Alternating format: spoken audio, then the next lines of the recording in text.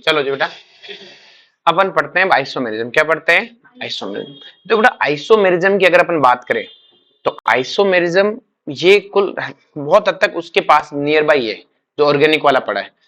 इसका स्टीरियो तो of course इसका स्ट्रक्चरल तो उसके नियर बाई नहीं है। आप सबको पता है आइसोमर्स क्या होते हैं कि same molecular formula but different compound, but different compound, not structure. वो तो स्ट्रक्चरल आइसोमर, डिफरेंट स्ट्रक्चर तो डिफरेंट है compound known as a isomers. अरे बोलो, तो ये ऑर्गेनिक वाला आइसोमर जैसे उससे कुछ हद तक मिलता जुलता पर पूरा तरह से मिलता जुलता नहीं है। तो same molecular formula but different coordinate है कंपाउंड। क्लियर है? उनमें अपन सबसे पहले पढ़ते हैं बेटा आइसोमेरिज्म। सबसे पहले स्ट्रक्चरल, अब देखो ध्यान से, स्ट्रक्चरल आइसोमेरिज्म, पहले आइसोमेरिज्म की डेफिनेशन लिखना बेटा ना, ये लिखी हुई नहीं कि क्या लिखोगे, same molecular formula but different और सॉरी कोऑर्डिनेट है कंपाउंड। फिर स्ट्रक्चरल आइसोमेरिज्म लिखना same molecular formula but different coordinate है कॉम्प्लेक्स, बट डिफरेंट कोऑर्डिनेट है कॉम्प्लेक्स। क्लियर है? अब देखो ध्यान से कि इसमें सबसे पहले स्ट्रक्चरल आइसोमर कितने तरह के होते हैं। इसमें सबसे पहले आते हैं आयोनाइजेशन। क्या आती है बेटा? आयोनाइजेशन आइसोमर्स क्या होती है? आपको जैसे मैंने डब्बा देके पूछा क्या ये आयोनाइजेशन आइसोमेरिज्म दिखाएगा। देखो आयोनाइजेशन आइसोमेरिज्म का मतलब है जैसे इस फॉर्मूले को और इस फॉर्मूले को देखो आप ध्यान से, तो दोनों का सेम मोलिकुलर फॉर्मूला है, सेम है। लेकिन आप इसमें देखोगे तो इसमें 2 ब्रोमीन है और इसके अंदर 2 क्लोरीन अंदर है। इसमें अंदर एक क्लोरीन ब्रोमीन, एक बाहर बाहर ब्रोमीन क्लोरीन है। तो इसका देखो कोऑर्डिनेट कॉम्प्लेक्स अलग अलग है कि नहीं? इसका कॉम्प्लेक्स अलग है, इसका कॉम्प्लेक्स अलग है। अरे बोलो, तो इसका मतलब ये क्या है बेटा? आयोनाइजेशन। क्यों? क्योंकि दोनों में आयंस का डिफरेंस है। किसका डिफरेंस है? इवन ये भी इसका आयोनाइजेशन आइसोमर है। देखो एक्शन में, अब एग्जाम में क्वेश्चन क्या आएगा, ये डब्बा दिया आएगा, पूछेगा इसका क्या क्या क्या आइसोमेरिज्म दिखा सकता है। तो आपने देखा अंदर एक एनाइन बाहर एक एनाइन, तो एनाइन एनाइन आपस में एक्सचेंज कर सकते हैं, एक्सचेंज कर सकते हैं, तो आप कहोगे ये आयोनाइजेशन दिखाता है। या फिर पूछेगा इसका कौन सा आइसोमर नीचे ऑप्शन में से है, तो आपको पता है आयन एक्सचेंज होने चाहिए, अमोनिया एक्सचेंज नहीं होना चाहिए क्योंकि अमोनिया काउंटर आयन नहीं है, वो ब्रोमीन की जगह नहीं आएगा। क्लियर है? आयन ही आ सकता है। कौन आ सकता है? अरे बोलो, चमका क्या?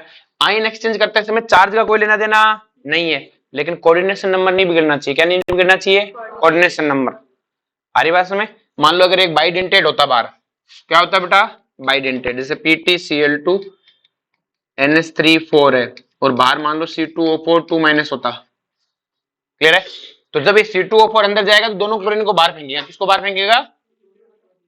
आगे बात समझ में? एक क्लोरीन के नाम से C2O4 अंदर नहीं जाएगा। अरे बोलो, अब जैसे यहाँ एक ब्रोमीन अंदर गया तो एक क्लोरीन बाहर आया, लेकिन C2O4 जब एक अकेला अंदर जाएगा तो कितने क्लोरीन बाहर आएंगे? आई समझ में? नेक्स्ट बना कोऑर्डिनेट आइसोमेरिज्म। कोऑर्डिनेट आइसोमेरिज्म में क्या है कि जब आपका केटाइन और एनाइन दोनों ही कॉम्प्लेक्स हो, खत्म कहानी, देख के पता लग जाएगा कोऑर्डिनेट है कि नहीं। इसमें क्या होता है, दोनों मेटल आपस में एक्सचेंज होता है। दोनों मेटल आपस में क्या होते हैं भाई? क्रोमियम की जगह कोबाल्ट, कोबाल्ट की जगह क्रोमियम। अरे बोलो, लेकिन रियलिटी में मेटल एक्सचेंज नहीं होते, लिगेंड एक्सचेंज होते हैं। कौन एक्सचेंज होते हैं? लिगेंड। लिगेंड अपनी जगह बदलते हैं। कौन बदलते हैं? लिगेंड। लेकिन दिखता है ऐसे जैसे मेटल ने जगह बदली है। किसने जगह बदली है? अरे बोलो, जैसे ये भी तो इसका कोऑर्डिनेट आइसोमेरिज्म है, एक लिगेंड का एक्सचेंज भी तो हुआ है। अरे टूटता नहीं, बनता नहीं है बेटा। बनाते समय मान लो ये बन गया और बनाते समय ये बन गया। हाँ भाई, बनते समय या तो ये बन गया या ये बन गया, है तो दोनों अलग अलग चीज। जब मैं इनको बना रहा था कंपाउंड को, तो कुछ कंपाउंड ये बन गया, कुछ का ये बन गया। तो ऐसा हुआ ना कि एक दूसरे में कन्वर्जन हो गया, आपस में क्या हो गया? कन्वर्जन। ऐसे कन्वर्जन होता नहीं है। अरे बोलो, तो अगर आपको कोऑर्डिनेट आइसोमेरिज्म पता करने का क्या तरीका? डब्बा डब्बा होना चाहिए। क्या होना चाहिए? तो डब्बे डब्बे में लिगेंड एक्सचेंज हो जाए, मेटल एक्सचेंज हो जाए, तो क्या होगा? कोऑर्डिनेट है आइसोमेरिज्म। तो आयोनाइजेशन आइसोमेरिज्म में बाहर के टाइम बाहर एनाइन अंदर भी एनाइन, उनमें एक्सचेंज होना चाहिए। तो आपने देखा कि इसमें पूछा कौन कौन सा आइसोमेरिज्म, तो देखा बाहर भी एक एनाइन अंदर भी एक एनाइन, तो आयोनाइजेशन होगी। दोनों डब्बा डब्बा, तो कोऑर्डिनेशन होगी। और उसके कौन कौन से ऑप्शन हो सकते हैं? सारे हो सकते हैं जितने पॉसिबल है। अरे बोलो। नेक्स्ट ना हाइड्रेट आइसोमेरिज्म। हाइड्रेट आइसोमेरिज्म में क्या होता है कि पानी है ना, ये आयनाइजेशन की जैसी है, लेकिन अंदर पानी हो, अंदर क्या हो? अब मान लो H2O6 अंदर है, बाहर क्लोरीन है, एक क्लोरीन अंदर चला गया, एक H2 बाहर आ गया, लेकिन जो बाहर H2 आया वो काउंटर आयन तो बन ही नहीं सकता, तो वो क्या बनेगा? हाइड्रेट। क्या बनेगा? Hydrate form. तो एक क्लोरीन अंदर चला गया, एक H2 बाहर आ गया। फिर से एक क्लोरीन अंदर चला गया, 2H2O बाहर आ गए, और तीनों क्लोरीन अंदर चले गए, तीनों H2O बाहर आ गए। तो इस आइसोमेरिज्म का नाम क्या बोल दिया? हाइड्रेट। इसे आयोनाइजेशन क्यों नहीं बोली? क्योंकि आयोनाइजेशन में जो बाहर आता है वो काउंटर आयन बनता है, पर H2 तो काउंटर आयन नहीं है। अरे बोलो, तो इसे हम क्या बोलते हैं? Hydrate isomerism. क्या बोलते हैं? हमका हाइड्रेट आइसोमेरिज्म क्या होता है? अरे बोलो। कब होगा? कि सर पानी का एक्सचेंज हो। तो आपसे इससे ये पूछेगा इसमें कौन कौन सी आइसोमेरिज्म है? आपने कहा एक H2 एक Cl एक्सचेंज होंगे, हाइड्रेट क्या होगी? अरे चमका क्या? नेक्स्ट वन है लिंकेज आइसोमेरिज्म। क्या है बेटा? लिंकेज आइसोमेरिज्म तभी दिखाया जाएगा जब एम्बीडेंटेड लिगेंड हो। कौन सा लिगेंड हो? एम्बीडेंटेड लिगेंड कौन होते हैं? जिसके पास दो बाइंडिंग साइट्स होती है पर जुड़ती कोई एक है। तो अगर आपके पास में जैसे ये NO2, मैंने ये कंपाउंड लिखा हुआ है, इसमें कौन जुड़ा हुआ है? नाइट्रोजन। और इस कंपाउंड में कौन जुड़ा हुआ है? ऑक्सीजन। तो दोनों में लिंकेज का फर्क है कि नहीं? बॉन्ड बनाने का लिंक अलग अलग है कि नहीं है? तो इससे नाम क्या हो गया? लिंकेज। पहचानोगे कैसे?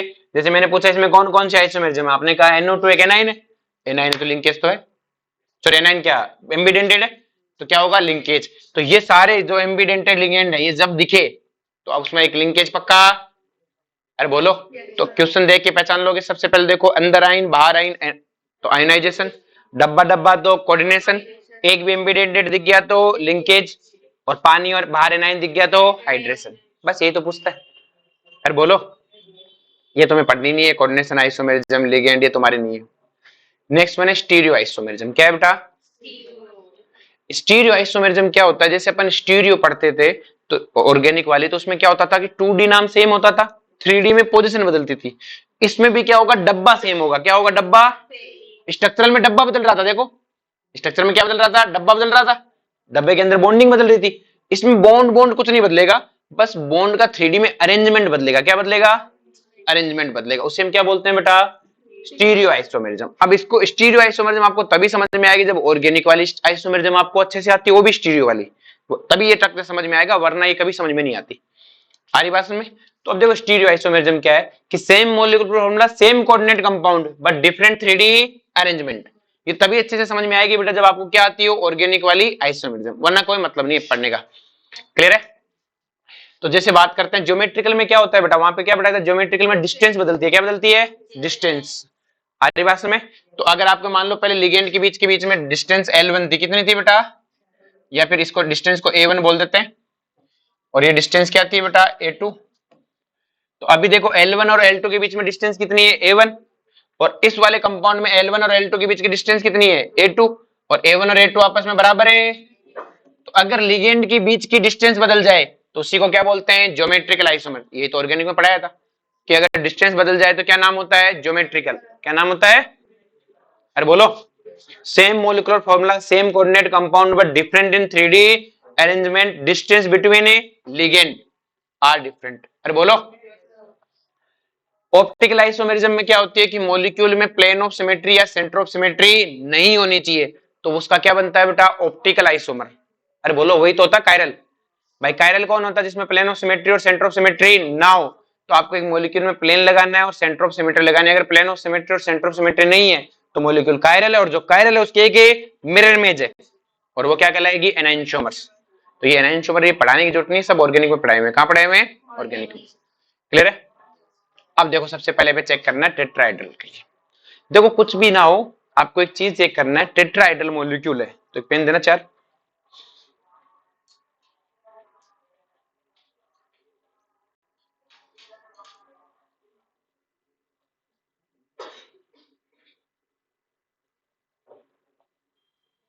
जैसे चार पेन है, ऐसा होता है टेट्राहेड्रल। आप इस वाले पेन और इस वाले पेन के बीच की डिस्टेंस देख लो, ये वाली सेम है। अरे बोलो। मैंने इसकी जगह बदल दी, डिस्टेंस अब भी सेम रही। इसका मतलब टेट्राहेड्रल मॉलिक्यूल में अगर मैं पोजीशन बदल दूं तब डिस्टेंस बदलती नहीं है, दो लिगेंड के बीच की डिस्टेंस बदलती नहीं है, और जब डिस्टेंस बदलती नहीं है तो इसका मतलब ज्योमेट्रिकल है ही कहानी खत्म। आपको सबसे पहले हाइब्रिडाइज, सबसे पहले देखो स्ट्रक्चर चेक कर लो, उसमें क्या क्या स्ट्रक्चर पॉसिबल है, और स्ट्रक्चर के बाद आप उसमें क्या देखोगे? ज्योमेट्रिकल। तो आप उसकी हाइब्रिडाइजेशन निकाल लेना। अगर टेट्राहेड्रल है तो क्या ज्योमेट्रिकल तो नहीं है, कहानी खत्म। किसी भी टेट्राहेड्रल में ज्योमेट्रिकल है नहीं है। अब बात करते हैं टेट्राहेड्रल में ऑप्टिकल की। किसकी बात करते हैं? ये आपके पास टेट्राहेड्रल मॉलिक्यूल है, तो बोलो। पहले केस में मैंने कि चारों के चारों लिगेंड सेम है। चारों के चारों लिगेंड क्या है? तो एक प्लेन देखो ये रहा, है कि नहीं है? फिर बोलो, जैसे मैं प्लेन काटूंगा तो ये पेन आधा आधा कट जाएगा, ये पेन भी आधा आधा कट जाएगा, एक दूसरे के सामने क्या आ गई बेटा, मिरर इमेज आ गई। अरे बोलो, चमका क्या? अरे बोलो, इसी तरह MA3B है, तो तीन सेम और एक अलग है, तो ये मान लो B है और ये तीनों क्या है, A। ऐसे वाला प्लेन काटो, तो जिसमें B आ ये तो B भी आधा आधा कट जाएगा, और फिर से प्लेन आ गया कि नहीं आ गया, तो इसका मतलब इसमें भी प्लेन है। MA2B2, तो दो सेम है दो अलग है, तो दो सेम है उनको ऊपर प्लेन लगा दो एक, तो ये वाला लगा दो। अरे बोलो, फिर हमने कहा MABCD चारों ही अलग हो तब प्लेन नहीं लगेगा, तब प्लेन है, क्योंकि यहाँ पे अगर A और B है तो C और D एक दूसरे की मिरर इमेज नहीं है, तो चारों से अलग होंगे तभी इसमें क्या आएगा, प्लेन नहीं होगा, तभी इसका ऑप्टिकल होगा, वरना टेट्रा का कोई ऑप्टिकल भी, तो एक ही केस में ऑप्टिकल है। अगर मान लो इसे MAB2C कि सर ये A है ये C है और ये दोनों B है, तो A और C से प्लेन निकाल दो, A सामने आ जाएंगे, अच्छा B और C में से प्लेन निकाल दो। अरे बोलो, तो क्या समझ में आया सबको टेट्रा? तो टेट्रा में ज्योमेट्रिकल तो है ही नहीं और ऑप्टिकल सिर्फ है एक ही केस में, कहानी खत्म।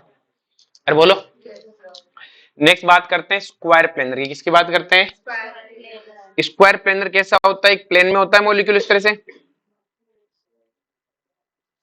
बोलो, और अगर ये एक प्लेन में है तो इसमें एक हॉरिजॉन्टल प्लेन तो हमेशा है, और जे इसमें हॉरिजॉन्टल प्लेन हमेशा, चाहे कितना कैसा ही हो हमेशा एक हॉरिजॉन्टल है, चाहे चारों लिगेंड अलग हो तब भी ये वाला प्लेन तो लग ही जाएगा हॉरिजॉन्टल वाला, और अगर इसमें हॉरिजॉन्टल प्लेन है तो इसका नहीं खत्म, इसमें ऑप्टिकल तो होगा ही नहीं। तो किसी भी टेट्रा में ज्योमेट्रिकल नहीं है, किसी भी स्क्वायर में ऑप्टिकल नहीं है। अरे बोलो, अब बात करते हैं इसकी ज्योमेट्रिकल की, कि चारों लिगेंड सेम हो तो क्या मैं एक इनकी डिस्टेंस बदल दूं आपको पता लगेगा क्या? मैंने कहा तीन सेम एक अलग है, तो अभी बी के ट्रांस में कौन है, और मैंने बी की जगह बदल दी, अब भी बी के ट्रांस में कौन है, कुछ बदला क्या? नहीं, तो हम क्या कहेंगे, अब भी कोई ज्योमेट्रिकल है? हाँ, अगर अपन ऐसा कर दें कि दो सेम दो अलग, तो दोनों ए एक साइड है दोनों बी एक साइड है, और अब देखो बेटा डिस्टेंस बदल गई क्या, तो इसका नाम सिस, इसका नाम है ट्रांस, तो कितने ज्योमेट्रिक आइसोमर हो गए? दो। अरे बोलो, MABCD चारों अलग हो जाए, तो ABCD ए के ट्रांस में भी कौन है? C, इस B को यहाँ पे, C को यहाँ पे, D को यहाँ रखो, अब A के ट्रांस में कौन है? B, फिर से इसको B को यहाँ पे, C को यहाँ पे, D को, A के ट्रांस में कौन है? D, कितने हुए? तीन, तो ये भी ज्योमेट्रिकल है। अरे बोलो, ऑप्टिकल तो कोई होना ही। नेक्स्ट बात करते हैं बेटा अपने पास में इन केस ऑफ बाइडेंटेड लिगेंड, एक बाइडेंटेड लिगेंड की क्या खासियत होती है, कि बाइडेंटेड लिगेंड की खुद की दो बाइंडिंग साइड कभी ट्रांस पे नहीं जुड़ती। किस पे नहीं जुड़ती? क्यों नहीं जुड़ती? क्योंकि देखो एक बाइडेंटेड लिगेंड आपके पास, जैसे ये आपके पास एक स्क्वायर प्लेनर मैंने मॉलिक्यूल लिया, क्लियर, ऐसा ही होता है स्क्वायर प्लेनर। तो एक बाइडेंटेड लिगेंड मतलब एक पास दो बाइंडिंग साइड है, तो दोनों बाइंडिंग साइड को एक ट्रांस पे जुड़ने के लिए बहुत लंबा लिगेंड चाहिए, और बाइडेंटेड लिगेंड इतना बड़ा नहीं होता कि एक दूसरे के क्या जुड़ जाए, ट्रांस पे। हाँ, एक दूसरे, जैसे ये लिगेंड है तो इसकी दोनों बाइंडिंग साइड आपस में क्या रहेंगी? सिस, आपस में क्या रहेंगी? और बोलो, जैसे आपके पास एक बाइंडेड लिगेंड है NH2NH2, इथाइलिन है डाइमीन, मैंने से बीच वाला लिखा नहीं, CH2CH2 है, तो अपन उसको ऐसे लिख सकते हैं इथाइलिन डाइमीन को CH2CH2 NH2NH2, तो ये दोनों बाइंडिंग साइड एक दूसरे के क्या रहेंगी बेटा? सिस। बोलो, ये दोनों बाइंडिंग साइड एक दूसरे के ट्रांस पे नहीं जुड़ सकते, एक NH2 यहाँ पर एक NH2 यहाँ पे नहीं जुड़ सकता। अरे बोलो, आप उन दोनों को यूं जोड़ सकते हो, यूं जोड़ सकते हो, यूं जोड़ सकते हो, यूं जोड़ सकते हो, लेकिन यूं एक दूसरे के ट्रांस पे नहीं जोड़ सकते। कहां नहीं जोड़ सकते? हाँ, अब कोई कहेगा सर आपने जोड़ तो रखा ये रहा, तो ये दूसरा बाइडेंटेड लिगेंड है और ये दूसरा बाइडेंटेड लिगेंड है, एक ही बाइडेंटेड लिगेंड की दो बाइंडिंग साइड एक दूसरे के ट्रांस नहीं होनी चाहिए, ये तो दूसरा बाइडेंटेड लिगेंड है। अरे बोलो, अरे चमका क्या? पक्का? श्योर हो? जैसे अपने पास है PtEN2 की +2, तो हमें पता है प्लेटिनम है और EN2 है, EN2 की बाइंडिंग साइड कितनी है बेटा? दो, बाइडेंटेड है तो एक की दो है, तो दो की कितनी हुई? चार, तो चार पे या तो स्क्वायर होता है या टेट्रा होता है, और प्लेटिनम की केस में तो हर लिगेंड क्या होता है? स्ट्रॉन्ग, और टेट्रा तो कब बनता है बेटा? वीक के केस में बनता है। अरे बोलो, तो ये कैसा है? Square planar. कैसा है बेटा? और अगर ये स्क्वायर प्लेनर है तो स्क्वायर प्लेनर बनाया, इधर एक NN जोड़ा, इधर एक NN जोड़ा, तो क्या इसका सिस ट्रांस पॉसिबल है क्या? अगर पलटी मार दोगे तो अब भी N के ट्रांस में कौन है? N के ट्रांस में कौन है? आपको ये मत करना सर अभी तो आपने कहा बाइंडेड लिगेंड के ट्रांस पे नहीं होते, अरे खुद की दोनों बाइंडिंग साइड ट्रांस नहीं हो सकती तो दूसरे की तो ट्रांस हो सकती है। खुद की दोनों साइड एक दूसरे की ट्रांस है, तो अगर मैं इसको पलटी मारूं तब भी बात है वही है, तो मैं क्या बोलूंगा, इसका कोई ज्योमेट्रिकल है। लेकिन अगर मैं ये लू प्लेटिनम ग्लाइसिनेटो, ग्लाइसिनेटो तो ये, और ग्लाइसिनेटो में एक बाइंडिंग साइड एन और एक बाइंडिंग साइड ओ। और अब देखो तो नाइट्रोजन की बाइंडिंग ट्रांस में कौन है, ऑक्सीजन, और ऑक्सीजन के ट्रांस में कौन है, नाइट्रोजन। और अगर मैं इसको पलटी मार दूं तो अब बताओ नाइट्रोजन के ट्रांस में कौन है, नाइट्रोजन। तो क्या बात बदली कि नहीं बदली, तो ये कौन हो गया सिस और ये कौन हो गया ट्रांस। तो ग्लाइसिनेटो वाले टाइम में सिस ट्रांस है जबकि इसमें सिस ट्रांस है। अरे बोलो। नेक्स्ट बना ऑक्ट्राइडल, क्या है बेटा, ऑक्ट्राइडल सबसे ज्यादा कंफ्यूजन है ऑप्टिकल देखते समय। तो देखो आपको क्या करना है, ज्योमेट्री तो देख ही लोगे, आपको इसके जब ऑक्ट्राइडल के जब भी ऑप्टिकल देखो तो या तो सीधा सीधा प्लेन दिख जाए, क्या दिख जाए, सीधा सीधा प्लेन। अगर सीधा सीधा प्लेन ना दिखे तो क्या करोगे, तो एक ट्रिक यूज करना कि अगर दो सेम लिगेंड एक दूसरे के ट्रांस पर है तो पक्का प्लेन है, तो पक्का। पर ये ट्रिक कब यूज करनी है, जब प्लेन ना दिखे। पहले आप देखो सीधा सीधा प्लेन दिख रहा है कि नहीं दिखा, फिर ट्रिक यूज करो कि दो सेम लिगेंड एक दूसरे के क्या होने चाहिए, ट्रांस पे, तो पक्का प्लेन होगा, तो पक्का क्या होगा, प्लेन होगा। प्लेन होगा तो ऑप्टिकल है, नहीं होगा। सबसे पहले लिया कि 6 के 6 लिगेंड सेम है, तो अगर 6 के 6 लिगेंड सेम है तो ऑक्टाइडल ऐसा ही दिखता है। अब मैं किसी की जगह बदल दूं, कुछ होना तो है नहीं, तो कोई ज्योमेट्रिकल है, और प्लेन तो आपको दिख ही रहा है, तो इसको ऑप्टिकल भी। अरे बोलो, चमका क्या। नेक्स्ट बने कि 5 सेम एक अलग हो, 5 तो ए सेम है, एक बी क्या है अलग, तो क्या मैं बी की जगह बदल दूं तो कोई नई चीज बनने वाली है क्या, सेम ही रहने वाला है। और प्लेन देखो साफ साफ दिख रहा है। अरे बोलो। नेक्स्ट वन मैंने कहा कि 4 लिगेंड सेम और 2 लिगेंड क्या हो अलग, 4 लिगेंड क्या हो सेम और 2 लिगेंड क्या हो। अब क्या होगा, तो अब से को सिंपल सी कहानी है कि मैंने सबसे पहले क्या किया, इसको ऐसे जोड़ना है कि 4 लिगेंड है तो चारों लिगेंड को इधर जोड़ा, और 2 लिगेंड जो अलग थे उनको आज क्या जोड़ा, आमने सामने। अरे बोलो। एक पॉसिबिलिटी ये हो सकती है कि दोनों लिगेंड को आमने सामने क्यों जोड़ू, इधर जोड़ दूं। अरे बोलो। अब एक पॉसिबिलिटी ये भी तो हो सकती थी, एक बी को यहां जोड़ो एक बी को यहां जोड़ो, ये भी तो अलग पॉसिबिलिटी है कि नहीं है। अरे बोलो। पर ये अलग पॉसिबिलिटी नहीं है, देखो ऐसा ही होता है ऑक्ट्राइडल। तो पहले आपने दोनों एक बी को यहां जोड़ा, एक बी को यहां जोड़ा, और चारों एक को यहां जोड़ा। दूसरे में आपने कहा कि एक बी को यहां पे जोड़ा, एक बी को यहां पे जोड़ा। अरे बोलो। तो डिस्टेंस देखो अब अलग है, पहले अलग थी। अब बी को यहां से उठा के यहां जोड़ा तो क्या डिस्टेंस वही रही क्या, यहां जोड़ू तो यहां जोड़ू एक ही बात है, और यहां जोड़ू एक ही बात है, यहां जोड़ू, तो इस बी को इन चारों में से किसी भी जगह जोड़ो सेम ही बात है। तो ये तो कोई नई चीज है ही। जब बी आमने सामने थे तब तो नाम रख दिया ट्रांस, और जब बी यहां और यहां था तब नाम क्या रख दिया, सिस। अरे बोलो। तो ज्योमेट्रिकल कितने हो गए, 2। अब चेक करना ऑप्टिकल, क्या चेक करना है, तो ऑप्टिकल चेक करते समय देखो सीधा सीधा प्लेन दिख रहा है क्या, ये रहा। अरे बोलो। सीधा सीधा प्लेन दिख गया, इसका मतलब ऑप्टिकल है, नहीं है। अरे बोलो। इसमें देखो सीधा सीधा प्लेन नहीं दिख रहा, नहीं दिख, साफ साफ प्लेन नहीं दिख पा रहा ना, तो कोई बात नहीं। आप देखो क्या दो सेम लिगेंड एक दूसरे के ट्रांस पर है क्या, है, मतलब प्लेन है। इसमें देखने की जरूरत है, पॉकेट में माथा पचाने की जरूरत है। अगर दो सेम लिगेंड ट्रांस पर है तब भी क्या है, प्लेन। पहले सीधा सीधा देखो, सीधे सीधे काम बन गया तो बहुत बढ़िया, नहीं बना तो अंगुली टेढ़ी कर लेंगे।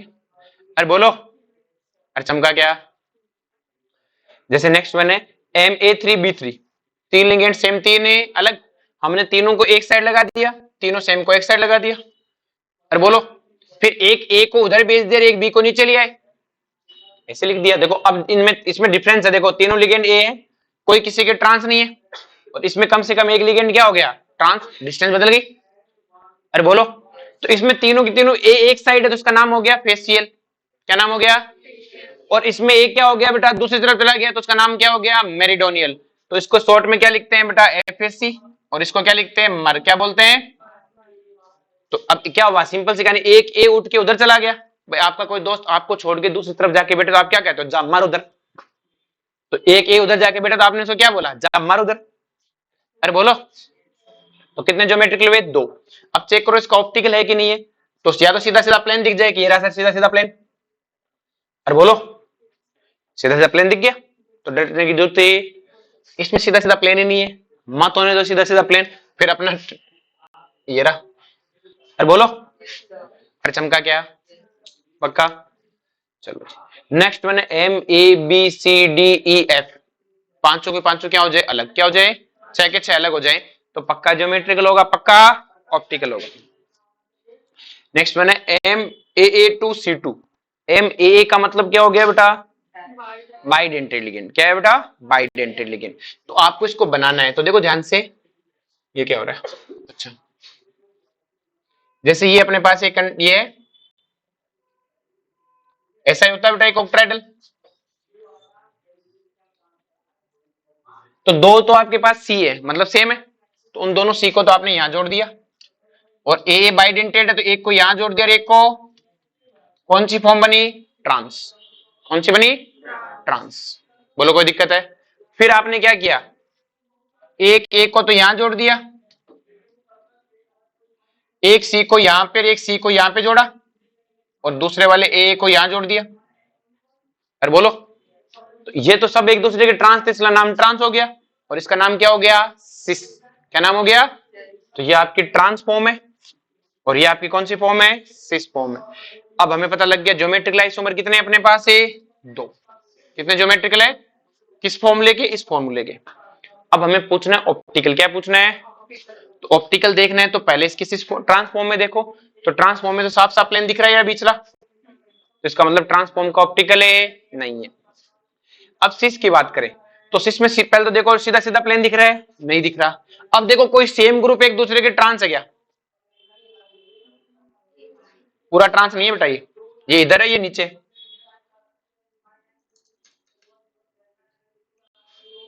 ऐसे एक तो यहां जुड़ा हुआ है, क्लियर है, और एक यहां जुड़ा हुआ है, ऐसे ही तो है, एक तो प्लेन में ही हूं, देखो ये रहा, ए वाला ऐसे जुड़ा हुआ है, और एक यूं नीचे यूं करके जुड़ा हुआ है, तो क्या ट्रांस है, ट्रांस तो यहां होता, ये तो नीचे जुड़ा हुआ है, नीचे की तरफ यूं, ये यहां है, देखो ऐसे, एक तो यहां जुड़ा हुआ है यहाँ पे, और एक नीचे जुड़ा हुआ है, तो ट्रांस तो ही नहीं, तो इसका मतलब कोई ट्रांस नहीं है, इसका मतलब इसमें कोई प्लेन भी, और जे इसमें कोई प्लेन नहीं है तो इसका एक ऑप्टिकल आइसोमर भी होगा, तो जैसा है वैसे इसकी एक मिरर इमेज और होगी। और बोलो, तो कितने ऑप्टिकल आइसोमर हुए, एक ये और एक इसकी मिरर इमेज, तो ऑप्टिकल आइसोमर कितने हुए, दो। समझा क्या, तो एग्जामिनर हमें ये फॉर्मूला देके पूछेगा क्या इसका ऑप्टिकल पॉसिबल है, तो हम इसकी पहले ट्रांस और सिस बनाएंगे, ट्रांस में नहीं है, सिस में तो है, तो उसने तो इस फॉर्मूले का पूछा तो हम कहेंगे है, इसका भी पॉसिबल है, लेकिन वो हमसे स्पेशल कहे कि इसकी ट्रांस का पॉसिबल है क्या, तो हम कहेंगे ट्रांस का पॉसिबल है। उसने पहले पूछा कि इसका पॉसिबल है, तो आपने कहा कि ठीक है हो सकता है इसका पॉसिबल हो। अरे बोलो, इसकी सिस फॉर्म का तो है, ट्रांस का ना, उसने इस फॉर्मूले का पूछा क्या इससे कोई ऑप्टिकल बन सकता है, तो हाँ कि इसकी जब सिस होगी तब बन सकता है, लेकिन इसकी ट्रांस का नहीं है। अब टोटल आइसोमर कितने हैं, ऑप्टिकल दो है, ज्योमेट्रिकल दो है, और टोटल तीन है, क्योंकि आपने ज्योमेट्रिकल में इसको भी गिन लिया और ऑप्टिकल में भी इसको गिन रहे हो, तो ये तो दो बार काउंट हुआ ना, ज्योमेट्रिकल कितने, दो, ऑप्टिकल कितने, दो, तो दो बार काउंट हो रहा है ना, तो टोटल में कितने हुए, तीन। अरे बोलो, अरे चमका क्या,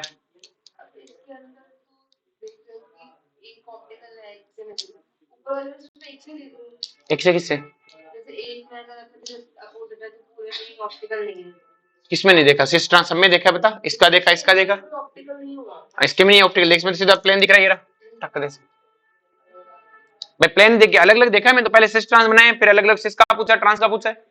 अगर वो मुझसे पूछता है इसका ऑप्टिकल है क्या, तो पहले मैं सिस ट्रांस बनाता, दोनों को पूछता, किसी एक में भी होता तो मैं हाँ पर देता। अगर वो मुझसे इसका पूछता है कि इसकी ट्रांस का पॉसिबल है क्या, मैं ट्रांस का नहीं, सिर्फ ये देखे पूछे तो हाँ इसकी एक सिस का पॉसिबल है।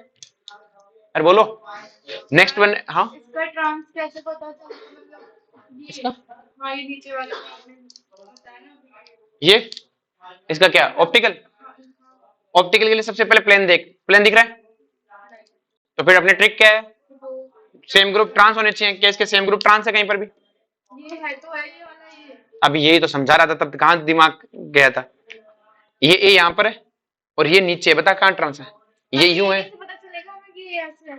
माता कहां जोड़े, जोड़, तूने यहाँ एक सी जोड़ा, यहाँ देख पहले में एक सी और एक सी यहाँ जोड़ा, तो तूने एक बाइडेंटेड इधर जोड़ा, एक बाइडेंटेड इधर, मतलब ये दोनों अब तूने तूने कहा कि एक सी यहां जोड़ूंगी एक सी यहां जोड़ूंगी, तो ये दो तो गई साइड। अब बता कहां जोड़ने के लिए साइड बची, ये दो बची ये दो बची। अरे बोलो। नेक्स्ट बना MAA3। MAA3 में मतलब क्या, तीन ए सेम है, मतलब तीनों के तीनों हुए। अब इसके देखो ध्यान से कि अपने पहले दो ए को ऐसे जोड़ा, ऐसे जुड़ गया, और एक ऐसे जुड़ा, तो तीसरे वाले को ऐसे जुड़ना पड़ेगा, और ये पॉसिबल नहीं है क्योंकि एक बाइडेंटेड लिगेंड ऐसे जुड़े, तो इसका मतलब इसकी ट्रांसफॉर्म तो पॉसिबल ही नहीं है, ट्रांसफॉर्म तो पॉसिबल ही। अरे बोलो, आया सिस, क्या है बेटा सिस। तो इसकी सिस फॉर्म को देखें तो एक यहां पे जुड़ा, दूसरा कहां जुड़ेगा यहां पे, और तीसरा कहां जुड़ेगा नीचे, इस तरह से। अब इसके अंदर सीधा सीधा प्लेन तो दिख नहीं रहा, तो क्या कोई किसी का ट्रांस है क्या, ये ट्रांस है, अरे है क्या ट्रांस। देखो ये ऐसे है, यूं जुड़ा हुआ है और ये यूं जुड़ा हुआ है, तो देखो ट्रांस है क्या एक दूसरे के। यहां देखो, ये हाथ को यहां पे ये यूं जुड़ा हुआ है और ये ऐसे जुड़ा हुआ है। देखो एक तो ये मतलब ऐसे ऐसे जुड़ गया। अब एक कैसे जुड़ा हुआ है ऐसे, यहां देखो हाथ ये रहा, और एक यहां जुड़ा हुआ है नीचे यूं, तो ट्रांस हो ही नहीं सकता ना, एक तो यूं जुड़ा हुआ ऊपर और एक ये नीचे, तो ट्रांस हो ही। अरे बोलो, चमका क्या, तो ट्रांस नहीं है, इसका मतलब कोई किसी का ट्रांस नहीं है, तो इसका मतलब ये भी है, इसकी मिरर इमेज भी है, तो इसका ज्योमेट्रिकल नहीं है, पर इसका क्या है, ऑप्टिकल है। क्या है बेटा, अरे बोलो। तो अब कैसे पूछता है कि इनमें से किसका एनांशियोमर है, एनांशियोमर किसका होगा, जो ऑप्टिकल होगा। अरे बोलो, अरे चमका क्या, ये तुम्हें नहीं पढ़ने, क्या बेटा, ज्योमेट्री का एक क्यों लिखा है। तो एक तो ज्योमेट्री है ना, ये वाली जीरो ज्योमेट्री है क्या, कोई ज्योमेट्री नहीं है क्या, ज्योमेट्री मतलब एक तो ज्योमेट्री है, ये खुद तो ज्योमेट्री है, ये और ये दो ज्योमेट्री होती किसमें, किसके करके, इनकी, मैंने कहा इनका कोई और जो जिसकी ज्योमेट्रिकल आइसोमर नहीं है, एक ज्योमेट्री है, वो आइसोमर गलत लिख रखा है, एक ज्योमेट्री, एक क्या है ज्योमेट्री है, आइसोमर नहीं है कोई भी, ठीक है। इसमें इसमें अभी बताया था यार, इसका ऑप्टिकल है, इसमें प्लेन मिला, तो इसका मतलब ये क्या है, कायरल है, कायरल है, तो ये तो एक इसकी मिरर इमेज भी होंगी, तो कितने कंपाउंड हुए, दो, मिरर इमेज अलग कंपाउंड होता है ना। ऐसे पूछ सकता है इनमें से कौन सा रेसिमिक बनाएगा, जो ऑप्टिकल एक्टिव है वो बनाएगा, ये नहीं करने तुमको, ठीक है। एक मैंने तुम्हें केस पढ़ाया था कि जो कॉपर वाले केस होता है वो नाइट्रोजन फैमिली के साथ में क्या बनाते हैं, जो अमोनिया है वो स्ट्रॉन्ग लिगेंड की बिहेव कब करता है, जब ऑक्सीजन स्टेट 3 या 3 से ज्यादा पे क्या करता है, ऑक्सीडेशन किसकी तरह बिहेव करता है, स्ट्रॉन्ग लिगेंड की तरह बिहेव करता है। और कॉपर के केस में जो नाइट्रोजन डोनर है जितने भी, वो सारे के सारे किसकी तरह बिहेव करते हैं बेटा, स्ट्रॉन्ग लिगेंड की तरह, किसकी तरह बिहेव करते हैं। और स्ट्रॉन्ग लिगेंड में क्या होता है, रीडिस्ट्रीब्यूशन क्या होता है, तो ये चीज सबको याद रह जाएगी। अरे बोलो, ये सारा का सारा ये बता रखा है ना कैसे होगा, अरे बोलो। चलो जी, ये बेटा FeH2O5NO2+, इसमें ध्यान रखना कि ये जो NO होता है ना, ये प्लस चार्ज होता है, कैसा चार्ज होता है। आज तक हमने कोई सारे सारे लिगेंड कैसे पढ़े बेटा, एनाइनिक पढ़े, ये कैटाइनिक लिगेंड होता है, कैसा होता है, +1 चार्ज होता है इस NO का, कितना चार्ज होता है, और NO का +1 चार्ज है। क्लियर है कि सर कैटाइन कैसे बन सकता है, अरे कैटाइन भी होता है, इसके पास लोन पेयर भी होता है, क्या होता है, लोन पेयर भी। तो ये NO है, NO ऐसे होता है, इसको मैं बताऊंगा बाद में। NO का चार्ज भी मान लो कितना है, +1, कितना है, और टोटल चार्ज है +2, तो Fe का चार्ज कितना आएगा, ऑक्सीडेशन स्टेट कितनी आएगी, +1, निकाल के देख लो सही। टोटल चार्ज कितना है, कॉम्प्लेक्स का +2, Fe का x, H2O का 0, NO का +1, तो x कितना आएगा, +1। तो सीधा क्वेश्चन पूछता है Fe का चार्ज कितना है, +1, कितना है, +1। अब ये होता क्या है, ध्यान समझो कि जो नाइट्रोसिल कंपाउंड होता है ये होता है NO। NO के पास क्या होता है, देखो टोटल है, नाइट्रोजन के पास कितने इलेक्ट्रॉन होते हैं, आउटर मोस्ट में 5 होते हैं, तो 2 से तो बॉन्ड बनाया, बचे कितने, 3, तो 3 में से एक तो लोन पेयर और एक क्या हुआ, अनपेड इलेक्ट्रॉन। तो ये क्या करता है कि पहले अपने अनपेड इलेक्ट्रॉन को मेटल को डोनेट कर देता है, मेटल को क्या कर देता है, और डोनेट करने के कारण इस पे चार्ज कैसे जाता है, पॉजिटिव, इसलिए इसको नाइट्रोसिल बोलते हैं। नाइट्रोसिल आयन कैसे चार्ज होता है, +1। अरे बोलो, फिर अपने लोन पेयर से कोऑर्डिनेट बॉन्ड बनाता है, तो एक तरह से कितने इलेक्ट्रॉन डोनेट कर दिए, 3, अनपेड इलेक्ट्रॉन तो पहले दे दिया था, उसके कारण इस पे चार्ज कैसे आया था, +1। फिर इसने अपने लोन पेयर भी डॉट दिए, तो इसका टोटल चार्ज कितना है, इसका 3। अरे बोलो, इसके अलावा में कुछ भी पढ़ने की जरूरत नहीं है, सिर्फ इतना सा याद रखना है, क्या रखना है, इतना सा, क्या +3 चार्ज नहीं, इलेक्ट्रॉन डोनर, जैसे आप निकालते थे ना कोई कितना इलेक्ट्रॉन डोनर है, न्यूट्रल कितना डोनर होता है, 2 होता है, एनायनिक कितना होता है, 1 होता है, लेकिन NO कितना डोनर है? 3। आगे बात में बाकी कुछ भी नहीं पढ़ना, तुम्हारे काम की चीज है नहीं है। नेक्स्ट वन है Jahn Teller distortion. Jahn Teller distortion वैसे तुम्हारे सिलेबस में नहीं था, लेकिन नेट वालों ने एक साल पूछ लिया था, और किसी ने नहीं पूछा, जेई ने भी नहीं पूछा कभी। वैसे होता क्या है जॉन टेलर डिस्टॉर्शन? ये होता है अनसिमेट्री को रिप्रेजेंट करता है। किसको रिप्रेजेंट करता है? अनसिमेट्री को। क्या होता है? In case of unsymmetrical arrangement of electron, in case of unsymmetrical arrangement of a electron known as a Jahn Teller ए डिस्टॉर्शन। आ रही बात समझ? When unsymmetry in Eg orbital, strong John Taylor distortion, and T2G में क्या होगा तब? Weak Jahn Teller. देखो कैसे, जैसे COCl6 2 माइनस है, तो यहाँ कोबाल्ट किस ऑक्सीडेशन स्टेट में है बेटा? कोबाल्ट +4 में है ना। 4, एक मिनट रुको, 4 2 6, कोबाल्ट में कितनी होती है? 4 माइनस है यहाँ पे, तो यहाँ कोबाल्ट +2 है, यहाँ कोबाल्ट क्या है? +2। एक मिनट रुको, गलत सही तो लिख रखा है ना। 4 2 6, कोबाल्ट ये 3 माइनस करो इसे बेटा, अब सही आएगा। कोबाल्ट +3 है, कोबाल्ट +3 क्या होता है? आर्गन 3d6, 3d6 से तो ऐसे भरोगे 1 2 3 4 5 और 6। क्लोरीन कैसा लिगेंड है? वीक लिगेंड है, तो 1 2 3 4 5 6। तो अब मुझे बताओ इसमें क्या मॉलिक्यूल सिमेट्रिकल भरे हुए हैं कि अनसिमेट्रिकल है? अनसिमेट्रिकल है। देखो सब में एक एक बराबर थोड़ी भरे हुए हैं, और किस में? T2G में, तो क्या बोलोगे? Weak Jahn Teller distortion. क्या बोलोगे? Weak Jahn Teller distortion. जैसे COCN6 3 माइनस है, तो इसमें भी कोबाल्ट किस में? +3 में, तो आर्गन है 3d6, और आर्गन 3d6 ऐसा ही होता है बेटा। और साइनाइड कैसा लिगेंड है? स्ट्रॉन्ग, तो 6 के 6 इसमें भरेंगे, तो बताओ सिमेट्रिकल भरेंगे कि अनसिमेट्रिकल? सिमेट्रिकल, तो इसमें जॉन टेलर डिस्टॉर्शन है नहीं है। अरे बोलो, समझ में आ गया सबको? ये तुमको पढ़ाया था बेटा फेरी फेरोसाइनाइड, किसमें पढ़ाया था? ऑर्गेनिक में। क्या पर्शियन ब्लू टेस्ट होता है इसका? अरे बोलो, ये तुम्हें उसमें पढ़ा रखा सारा सारा पर्शियन ब्लू होता है, लैब टेस्ट पढ़ाया था ना। इसका नाम क्या है? सोडियम है नाइट्रोप्रोसाइड। ये किसका टेस्ट है बेटा? सल्फर का। जब सल्फर डालते हैं तो NOH बन जाता है। अरे बोलो, कैसा कलर आता है? Violet colour. तो ये सोडियम क्या है? नाइट्रोप्रोसाइड। और ये बेटा आपके एनसीईआरटी में लिखे हुए हैं। क्लोरोफिल में क्या होता है? आपके इसमें हीमोग्लोबिन में क्या होता है? Vitamin A. B12 में क्या होता है? अरे बोलो। अब ध्यान रखना, अगर मॉलिक्यूल में सेम मॉलिक्यूलर फॉर्मूला है फिर भी अगर डिफरेंट कलर आता है तो उसके पीछे रीजन होता है बेटा स्टीरियो आइसोमेरिज्म। क्या होता है? Same molecular formula but different colour imparting tendency arise due to their isomer form. अगर मुझसे कहे दो फॉर्मूले सेम है फिर भी वो कलर अलग दिखा रहे हैं, तो इसका मतलब वो दोनों आइसोमर है। वो दोनों क्या है? क्लियर है? जैसे आपको ऐसे लिख के दे देता है वो FeCl4 सॉरी FeNH3 4Cl2, ऐसे दो कंपाउंड लिख के दे देगा और कह देगा एक कलर ब्लू एक कलर ग्रीन है। क्यों? तो हो सकता है एक सिस और एक ट्रांस, आइसोमर बन सकते हैं सिस और ट्रांस वाले। अरे बोलो, जैसे ये लिख दिया कि इसका कलर ग्रीन है इसका कलर है वॉयलेट है, तो नीचे ऑप्शन लिखेगा क्यों, तो आपको ये दोनों आइसोमर क्या है? आइसोमर। क्लियर है? कोऑर्डिनेशन पॉलीहाइड्रा,